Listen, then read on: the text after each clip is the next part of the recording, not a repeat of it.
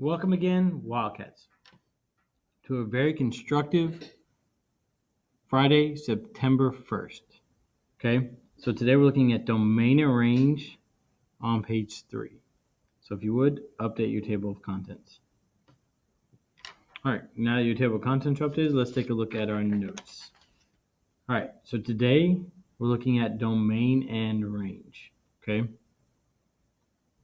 all right, so domain is X and it's the independent value. Range is Y, which is a dependent value. Now a little note, and again, I just don't know these symbols. What is this symbol called? So if you know it out there, let me know, because I'd be, again, just love to know what that symbol is. But it seems special. So a special symbol there means this statement's probably special.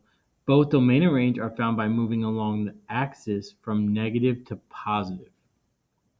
Okay, so when it comes to domain, you move from left to right along the x-axis, and the range you move from bottom to top along the y-axis. All right, so if you would, finish up your notes. All right, now your notes are updated. Let's take a look at our examples.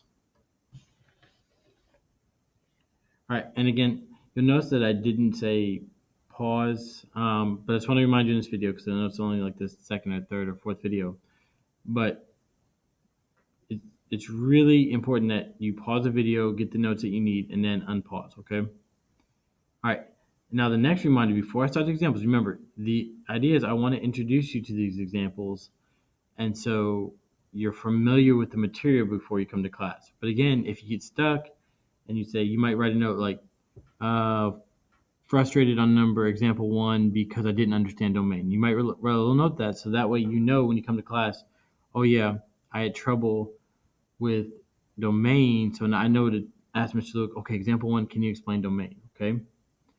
All right. And the same thing as a parent. As a parent, if you're watching this video, I have to tell you, I do this for my own child, but I don't have the privilege of a video.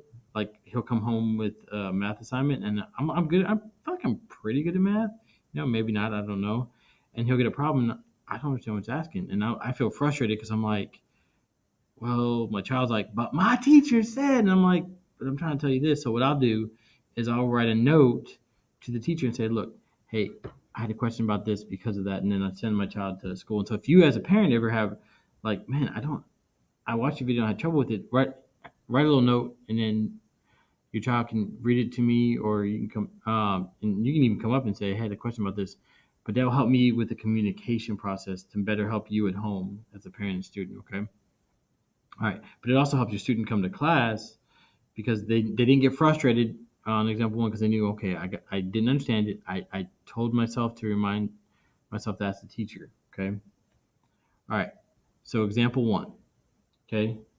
So it says domain and range. Let me do some magical zooming editing here. All right, example 1, domain and range. Okay, so domain and range, we look from left to right. Now these arrows mean that this graph continues on, basically forever. It's not limited to that graph, okay?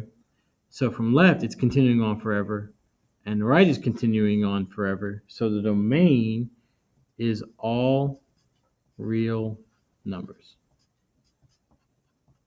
which you can just write R, okay?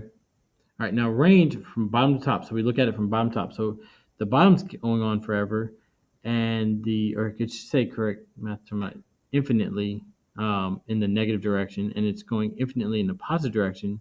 So we'd say the range is all real numbers, which again use a double R. Okay. Now at this point, pause the video, and I just want you to try the domain for example 2. Okay. All right. So I assume you paused, you tried example 2, and let's see if you got it correct. Okay, so again, these arrows, and if there's not arrows, there's an assumed arrow, meaning that the line, unless there's a dot, if there's no dot at a specific point, you assume that the lines are going infinitely in that direction, okay? So from left to right, these lines are going infinitely in the negative direction and the right direction. So the domain in this case is all real numbers. Again, you could just write the double R. All right. Now the range, okay, you'll see, and I think I've been using it, but let's use it more specifically. I like to do what's called start and stop.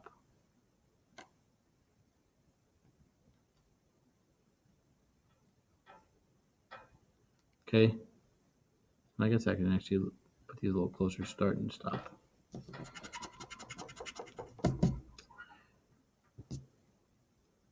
Which at this point, let me just, my sales pitch. I use America's pencil. It's the only pencil I use. Go American. Use American, write American. It's sold at Walmart. When available, buy this pencil. It is the most amazing pencil in the world.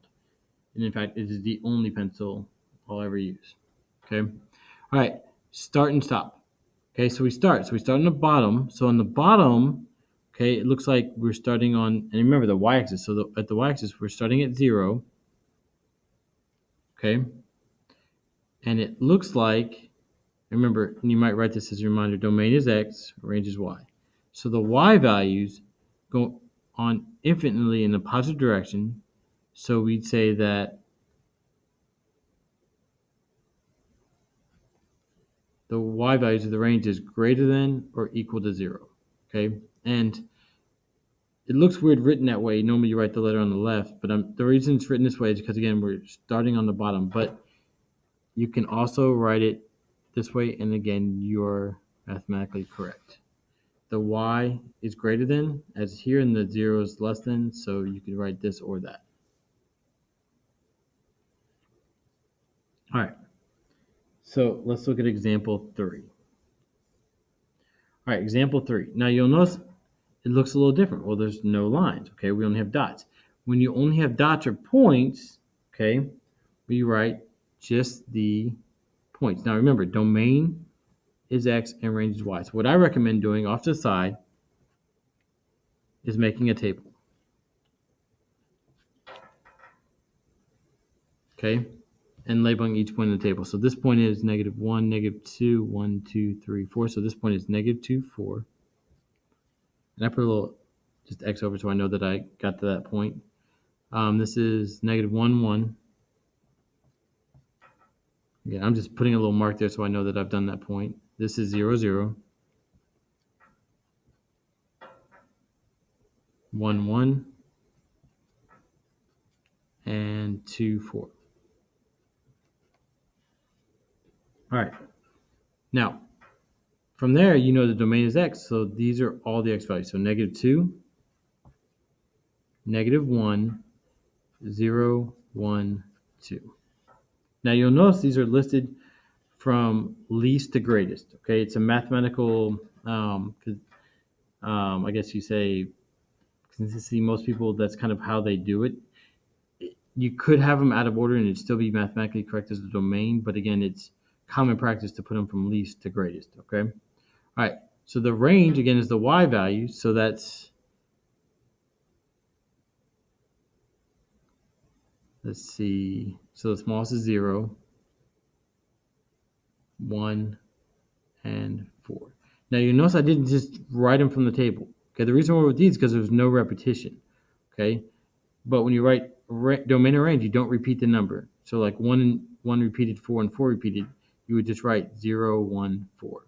Okay, all right. So with that,